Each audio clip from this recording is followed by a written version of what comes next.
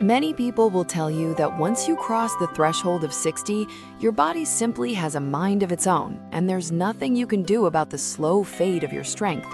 You might hear friends or even some professionals say that waking up with new aches or feeling a bit more wobbly on your feet is just the tax we pay for living a long life.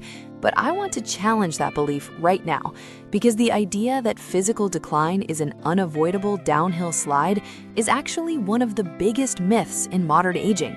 Now, listen to this, because it might change how you look at your own reflection in the mirror tomorrow morning. Your body is not a machine that just wears out like a set of old tires, but rather it is a living system that is constantly waiting for the right signals to repair and renew itself. Research from major national health organizations and some of the most respected universities in the country has shown that the human body remains remarkably adaptable well into our 80s and 90s. One landmark study published in a leading journal of physical therapy science discovered that even people who had never exercised a day in their lives could see a 30% increase in their functional strength in just a few weeks by focusing on specific natural movement patterns. And as a senior, if you want to get strong and unrivaled legs and muscle, do these exercises every morning at home. This tells us that your muscles are not disappearing because you're getting older. They're often just going dormant because they haven't been asked to do anything meaningful lately. Think about it this way. Your body is an efficient manager of resources, and if it thinks you no longer need certain muscles to stay independent, it will stop investing in them. I know what you're thinking because I hear it all the time from people just like you. You might feel a little bit of hesitation when you see a flight of stairs, or maybe you find yourself using your arms to push off the kitchen table just to stand up. Perhaps you've noticed that reaching for a heavy glass on the top shelf feels a bit more precarious than it used to. These aren't just minor annoyances, they're real, valid experiences that can feel a little bit scary. It's that quiet realization that your world might be shrinking just a little bit every year as you opt out of activities you used to love. I want you to know that those feelings are completely normal, but they do not have to be your permanent reality. Today, I'm going to share something with you that goes beyond the typical advice you hear at the doctor's office. We're going to talk about a simple way to signal to your body that you are still in the game and that you intend to stay strong, steady, and entirely independent for years to come. I'm not talking about spending hours at a gym or buying expensive equipment that will just end up collecting dust in the corner of your bedroom. What I'm going to show you is a way to reclaim your physical freedom using nothing more than a chair and a few minutes of your time each day. Stay with me here, because understanding the why behind these movements is the secret to making them work for you. Before I explain what is actually happening beneath the surface of your skin as we age, I'm looking forward to hear from you. Which city are you watching from? It's always so inspiring to see how far our community of health-conscious seniors reaches. Let me know in the comments. There's a clinical term for the loss of muscle mass called sarcopenia, and research suggests that after the age of 60, an inactive person might lose about 3% of their muscle power every single year. That sounds like a small number, but over a decade, that's nearly a third of your strength gone. This is why things that used to be easy, like carrying a bag of groceries or getting out of a low car seat, suddenly feel like a workout. This muscle loss is the primary reason people lose their independence. But here's where it gets interesting. Researchers have found that this process is not a one-way street. By performing just a few specific movements that mimic our daily lives, we can actually tell ourselves to start building that density back up. Imagine the most important movement you do every single day without even realizing it. It is the act of sitting down and standing back up. You do it dozens of times a day, from the moment you get out of bed to the moment you sit down for dinner. This movement is the absolute foundation of your independence. If you can stand up from a chair with ease, you can go anywhere and do anything. But many of us have developed habits that actually make us weaker. If you find yourself having to rock your body forward to get momentum, or if you have to use your hands to shove yourself upward, you are telling your leg muscles that they don't need to work anymore. This puts a massive amount of unnecessary strain on your lower back and your knees, which is often where those mystery aches come from. Here's what I mean when I talk about retraining your body. Imagine you are sitting in a sturdy chair with your feet planted firmly on the floor, about hip-width apart. Instead of just standing up the way you usually do, I want you to focus all your attention on your heels. Imagine your heels are anchors sinking into the earth. As you begin to rise, try to keep your chest lifted, as if there's a string pulling the top of your head toward the ceiling. By doing this slowly and avoiding that common rocking motion, you are forcing the large muscles in your thighs and your glutes to take the load. Research suggests that focusing on this one movement pattern can improve your balance and lower body power more effectively than almost any fancy machine you would find in a fitness center. Now, most people miss this next part, but it is crucial for your safety. When you are lowering yourself back down into the chair, don't just let gravity take over and plop down. That sudden impact is tough on your spine. Instead, try to lower yourself as slowly as you can, counting to 3 on the way down. This controlled descent is actually where a lot of the strength building happens. It's called eccentric loading, and it's a powerful signal to your nervous system to stay sharp. This isn't just an exercise, it's a way of moving that protects your joints and ensures that you'll be able to get up from any chair, whether it's at a restaurant or a friend's house, for the rest of your life. As we move through these ideas, you might start to realize that being strong after 60 isn't about looking like an athlete. It's about being able to live your life on your own terms. It's about being able to walk through the grocery store without looking for a cart to lean on. It's about being able to get down on the floor to play with your grandkids and knowing with total confidence that you can get back up without help. If this is helping you, subscribe. I share research-backed health videos every week for people over 60 who want to stay independent. My goal is to give you the tools to feel like the best version of yourself without any of the fluff or risky gimmicks. Let's shift our focus for a moment from your legs to your upper body and your posture. Have you ever noticed how some people seem to shrink or hunch over as they get older? This isn't just a cosmetic issue. When your shoulders roll forward and your chin tucks down, it actually compresses your rib cage, which can make it harder to take a deep breath and can even affect your digestion. More importantly, it shifts your center of gravity forward, making you much more likely to trip or lose your balance. This next part surprised researchers because they found that much of this aging posture isn't about your bones, it's about the muscles in your upper back becoming long and weak, while the muscles in your chest become tight and short. Think about it this way. We spend so much of our time reaching forward, whether we're driving, typing on a computer, or reading a book. We rarely ever reach back or open up our chests. To fix this, we need to perform a movement that does the exact opposite of our daily habits. Imagine you're standing against a wall and you bring your arms up so they look like the letter W. Your elbows are tucked toward your ribs and your hands are pointing up toward the ceiling. Now, gently try to press your shoulder blades together, as if you're trying to hold a pencil between them. You don't need to pull hard, just a gentle squeeze will do. This simple movement, which research suggests can significantly reduce neck and shoulder tension, acts like a reset button for your posture. It wakes up the muscles that hold your spine upright and opens up your chest so you can breathe more deeply. When you stand tall, you feel more confident, but you're also physically safer. Your weight is centered over your hips, where it belongs, and your vision is focused on the horizon rather than the ground at your feet. Most people find that doing this just a few times a day makes them feel instantly taller and more energized. It's a small shift that pays huge dividends in how you carry yourself through the world. Now, let's talk about something that often gets overlooked in senior health, and that is our ability to move in different directions. Life doesn't just happen in a straight line. We have to turn to see who is calling our name, we have to reach sideways to grab a seatbelt, and we have to navigate around obstacles in the hallway. This requires a certain amount of flexibility and coordination in our core and our hips. I want to tell you about a concept called functional reach. Imagine you are standing with your feet wide for stability, and you are simply reaching your arms out to the side as if you are trying to touch the walls of a room that is just a little too big for you. When you reach and gently rotate your torso, you are engaging the small stabilizer muscles that protect your spine. This matters more than most people realize, because most falls don't happen when we are walking forward. They happen when we are turning or reaching for something.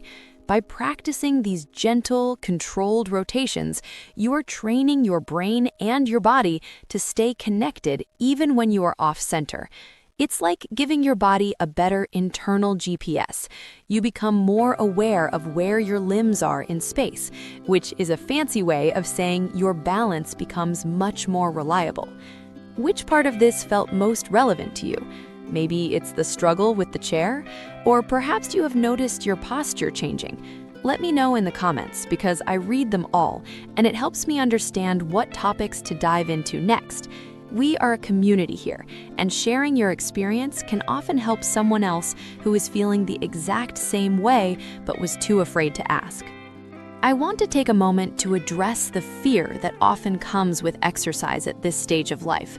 I know that many of you are worried about hurting yourselves. You might have a bad knee or a finicky back that makes you hesitant to try anything new. This is a very smart and protective instinct, and I want you to listen to it. The key to staying strong after 60 is not no pain, no gain. In fact, it's the exact opposite. If a movement causes sharp or stabbing pain, that is your body telling you to stop and adjust. Everything we talk about should feel like a gentle challenge, like a dull ache in the muscle that tells you it's working, never like a warning siren. Think of your body as a garden.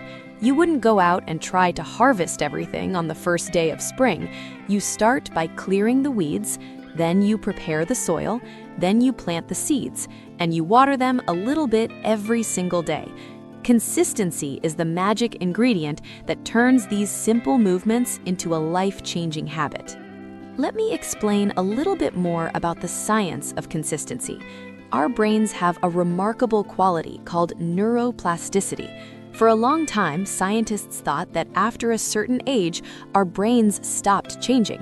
But we now know that every time you perform a new movement or focus on your form, you are actually building new neural pathways. You are literally rewiring your brain to be better at controlling your body. This is why the first few times you try these movements, they might feel a little clumsy or awkward. That's actually a good sign. It means your brain is working hard to figure out the new instructions you are giving it.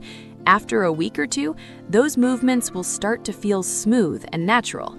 As you begin to feel stronger, you'll notice something wonderful start to happen. Your confidence will begin to grow. You might find yourself saying yes to a walk in the park with a friend because you know your legs can handle it. You might find yourself reaching for things on the grocery store shelves without that split second of worry. This confidence is the real goal. When you trust your body, your world opens up. You stop living in a state of what if and start living in a state of I can. Here's where it gets really interesting for those of you who want to protect your heart and your brain health as well. While we have been talking mostly about muscles and joints, research suggests that these functional movements have a profound effect on your cardiovascular system and your cognitive function. When you use the large muscles in your legs, you are helping your heart pump blood back up to your chest. It's like having a second heart in your calves and thighs. This improved circulation means more oxygen is reaching your brain, which can help keep your memory sharp and your mood lifted. I want to share a story about a gentleman I knew named Arthur. Arthur was 68, and he had reached a point where he was avoiding the stairs in his own home. He had moved his bedroom down to the first floor because he just didn't trust his knees anymore. He felt like his house had become a cage. We started with the simplest version of the sit-to-stand movement we discussed earlier. At first, he could only do it 3 times before he needed a long break, but he did those 3 times every morning while his coffee was brewing. Within a month, those 3 times became 10. He started to notice that he wasn't leaning on the railing as hard when he went out to get the mail. 3 months later, he moved back into his upstairs bedroom. He told me that the greatest feeling wasn't just being back in his old room, it was the feeling of no longer being afraid of his own home. That is what we are working toward here. It isn't about being a bodybuilder, it is about being the master of your own environment. Now, I want to give you a practical way to weave this into your day without it feeling like a chore. We call this habit stacking. Instead of setting aside a specific exercise time, which can be easy to skip, try to attach these movements to things you are already doing. For example, every time you go to sit down for a meal, do 3 slow sit-to-stands first. While you are waiting for the microwave to beep, stand against the wall and do your W posture resets. While you are brushing your teeth, practice shifting your weight from one foot to the other to build that balance. By spreading these movements throughout the day, you are never overwhelming your body, but you are giving it constant reminders to stay strong. It becomes a natural part of who you are, rather than something on a to-do list. This approach is much more likely to stick for the long term. And in the world of health, the long term is the only thing that matters. I know some of you might be thinking, but I have arthritis or I've had a hip replacement. I want to be very clear that these movements are often exactly what is recommended to help manage those conditions, but you should always move within a range that feels safe for you. Think of these movements as a conversation between you and your joints. If your hip says not today, then you listen. You might just do a smaller version of the movement, or you might focus on your upper body that day. The goal is to keep the conversation going, even if it's just a whisper some days. As we get older, our social connections become just as important as our physical strength. Being able to get out of the house and meet friends for lunch or attend a community event is vital for our mental health. When we lose our mobility, we often lose our social circle too, which can lead to feelings of isolation. By investing 10 minutes a day into your physical foundation, you are actually protecting your social life and your emotional well-being. It is all connected. A strong body supports a vibrant life. I want you to imagine yourself 5 years from now. If you do nothing today, where will you be? Likely the slow fade will have continued. But if you start today, even with just 1 or 2 movements, imagine how different that future self looks. Imagine that person walking with a brisk pace, standing tall and feeling a sense of pride in their resilience. That person is still you. They're just the version of you that decided to take a stand against the myth of unavoidable decline. Remember, research from the American Heart Association and other leading groups suggests that even small amounts of activity can have a massive impact on your longevity and your quality of life. You don't have to be perfect. You don't have to do everything at once. You just have to start. And you have already taken the first step by being here and learning the why behind the how. Knowledge is the first part of the transformation, but action is what brings it home. Before we wrap up, I want to remind you that your body is a gift, and it has taken care of you for 6 decades or more. It has gotten you through tough times, it has allowed you to experience joy, and it has been your constant companion. Now is the time to give back to it. Give it the movement it craves. Give it the signals it needs to stay strong. Treat it with the respect and the care that a lifelong friend deserves. You have the power to influence how you age.